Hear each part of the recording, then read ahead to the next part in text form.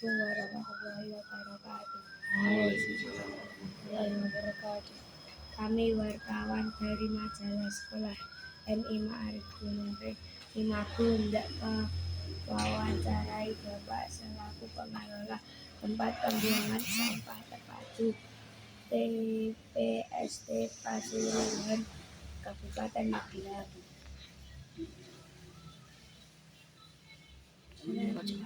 Sejak kapan tempat ini digunakan untuk pembuangan sampah?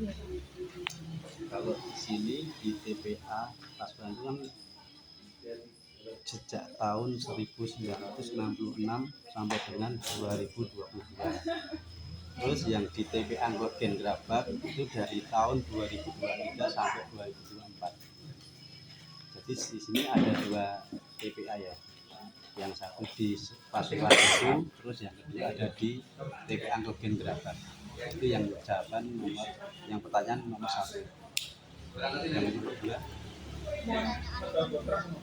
Terus tempat pembuangan sampah Pasuruan ini buka setiap harinya jam berapa sampai jam berapa?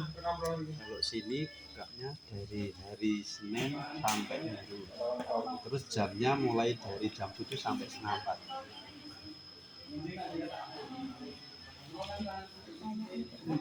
Letak tempat ini tepatnya di dusun dan desa apa serta luasnya berapa hektar? Kalau letaknya di dusun Bojong, desa Pasuruan, kecamatan Mekoijar.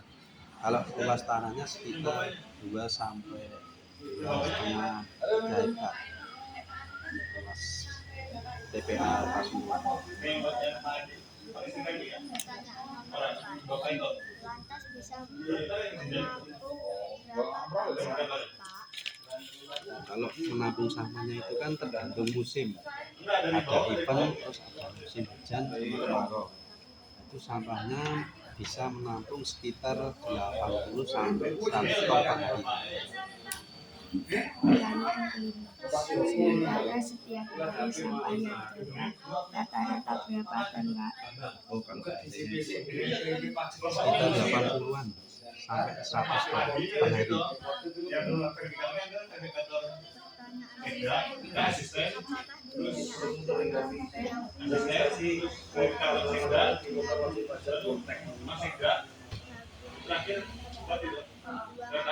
ada yang punya pembuangan sampah ini? Terus bagaimana Pak cara menghadapi tantangan tersebut? Kaitan dengan yang 6 ini ada, tapi jadi penjelasan kaitan dengan fungsinya TPA. Kalau fungsi TPA itu kan sangat membantu buat warga sekitar Kabupaten Magelang, khususnya buat pengolahan sampah, dan di situ ada juga yang namanya pengolahan sampah. Jadi itu ada, terus fungsinya juga sangat penting buat warga sekitar Kabupaten Magelang. Pertanyaan ke-7. Sebetulnya di Kabupaten Magelang ini ada berapa tempat seperti ini, Pak? Kalau di Magelang itu ada dua, TPA Pasuruan dan TPA Nggogen Grabak. Tapi di setiap kecamatan itu ada TPS. Nah, di sini di Mungki itu ada TPS Bulu, letaknya di sekitar sebelum patung Bulu itu kiri jalan. Pertanyaan nomor 8. Saat ini ada beberapa penggawa yang mengurusi tempat di sini. Kalau di TPA Pasuruan itu ada 25. Kalau yang di Nggogen ada 17 orang. Oke. Pertanyaan nomor 9. Jika umpamanya sampahnya sudah penuh, terus sampah lama diapakan, Pak, supaya tempat sini kembali bisa digunakan? Itu volume sampah itu ditutup dengan membran. Kamu bisa membran itu kayak penutup, ditutup lagi dengan tanah. Nah, dengan tujuan jika waktu panjang akan terjadi penyusutan dan mengeluarkan zat methan. Pertanyaan 10. Sampah kan identik dengan pada bau. Cara menghilangkan menghilangkan bau busukannya dengan cara gimana Pak? Sampah itu dipilah sebelum masuk TPA yang tadi saya ucapkan.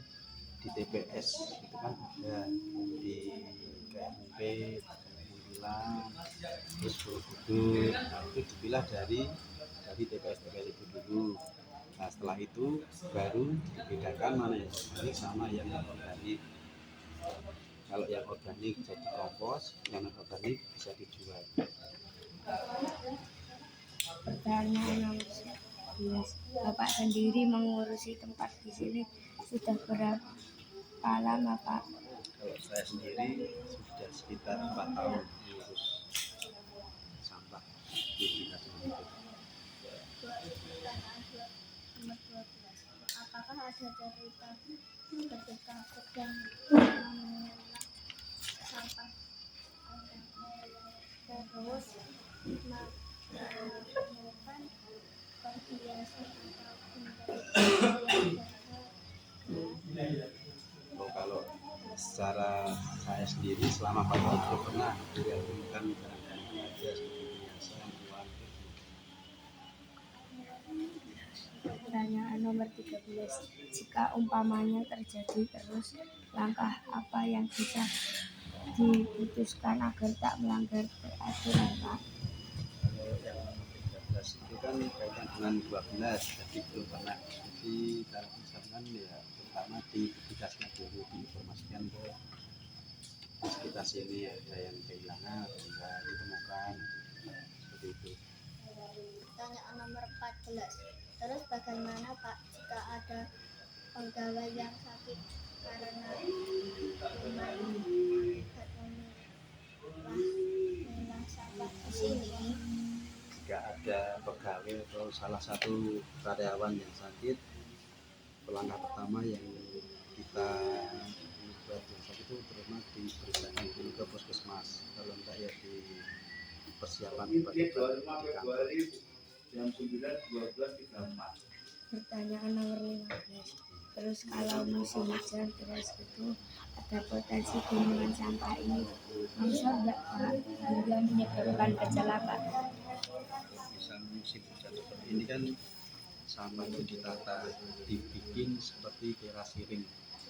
Tujuannya biar sampah itu tidak longsor. Pertanyaan nomor 16.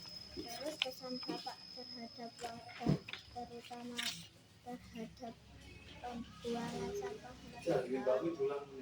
Saran dari saya ya, sampah itu dipilah dari rumah sebelum dibuang ke tempat pembuangan sampah dengan tujuan biar mengurangi residu sampah yang dibuang ke TPA.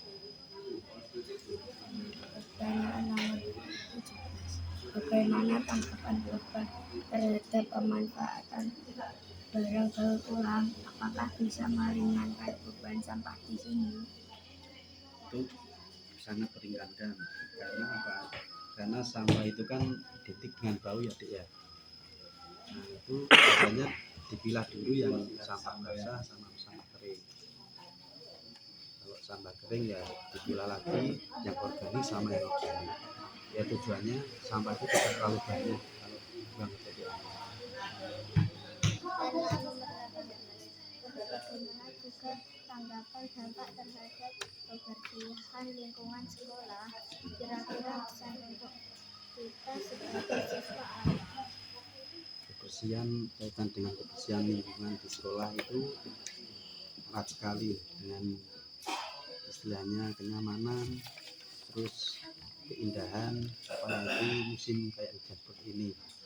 Nah kalau misal kebersihannya kurang dijaga, nanti bisa timbul yang namanya nyamuk atau nyamuk. Nah, saran saya juga harus dibersihkan secara rutin, terus dibikin jadwal piket.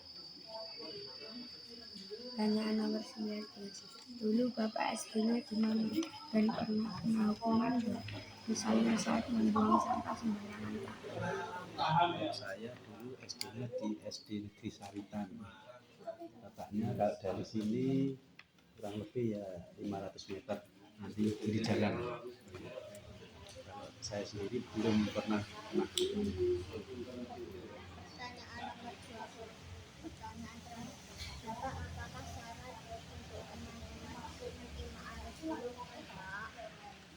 saya untuk adik-adik MI Ma'arif ya selalu memperhatikan kebersihan di lingkungan, karena kaitannya dengan tadi itu kebersihan sebagai lingkungan, terus kenyamanan. Demikian wawancara ini. Terima kasih. Asli tagihan pajak dibukain 200.000. Waalaikumsalam warahmatullahi wabarakatuh.